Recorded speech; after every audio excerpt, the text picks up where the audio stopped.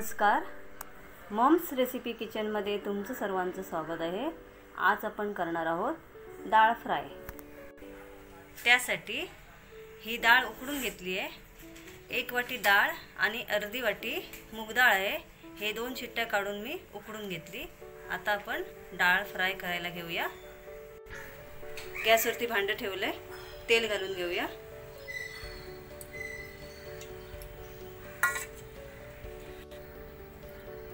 राई घालून घेऊया।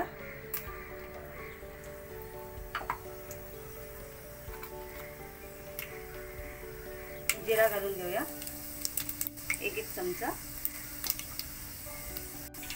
ही एक संगमेश्वरी मिरची आहे, ती 1 घालून घेऊया। हिंग घालून घेऊया। त्याचबरोबर हा कढीपत्ता फोडणी ढवळून घेऊया। डाळ फ्रायला हाच तडका मेन आहे। आता ह्याच्यामध्ये 1 कांदा कापून घेतलाय बारीक चिरून, तो घालून घेऊया।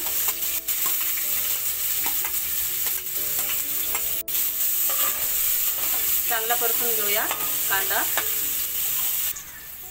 आणि हा 1 टोमॅटो घेतलाय कापून, तो पण घालून घेऊया।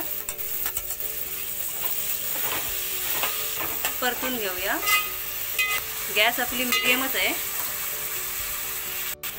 आता ह्याच्यामध्ये धणे पावडर घालून घेऊया आणि 1 चमचा जिरे पावडर। परतून घ्यायचं आहे पूर्णपणे।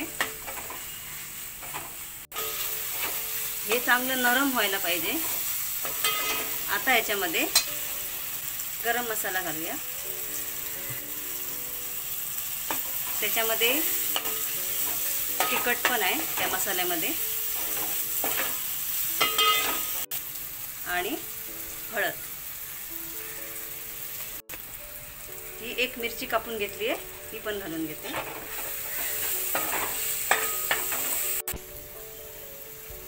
आता ह्याच्यामध्ये 1 चमचा आलं लसूण पेस्ट।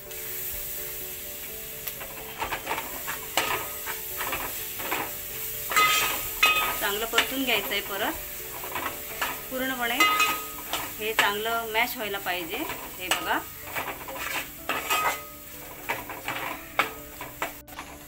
एकाच मिनिटभर हे शिजलं पाहिजे। मग आपण डाळ ओतून घेऊया। हे बघा, मस्तपैकी शिजत आलंय। आता ह्याच्यामध्ये डाळ ओतून घेऊया।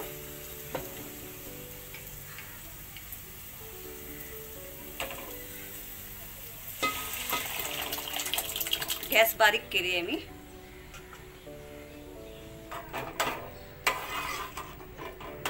हे बघा, बघू शकता। हे सगळं व्यवस्थित मिक्स करून घ्यायचं आहे। आपल्याला वाढवायची असेल तर थोडंसं तुम्ही पाणी घालू शकता। मी आता 1 ग्लासभर पाणी घालून घेते। या कुकरमध्येच पाणी घातलंय, तेच पाणी घालून घेते।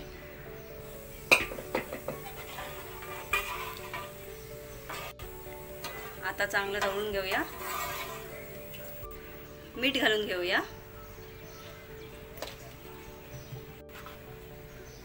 आता ह्या डाळीला चांगली 1 उकळी येऊ दे। उकळी यायला चालू झाली आहे। आता ह्याच्यामध्ये बारीक चिरलेली कोथिंबीर घालून घेऊया।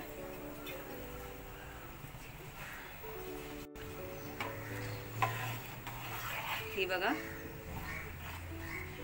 उकळी यायला चालू झाली। आता 2 मिनिटं फक्त ठेवूया आणि गॅस बंद करूया। ही बघा, डाळीला चांगली उकळी फुटली आहे। आता मी गॅस बंद करते। आपली डाळ तयार आहे, बाउलमध्ये काढून घेतली। तुम्ही पण अशी करून बघा आणि मला नक्की कळवा कमेंट्समध्ये।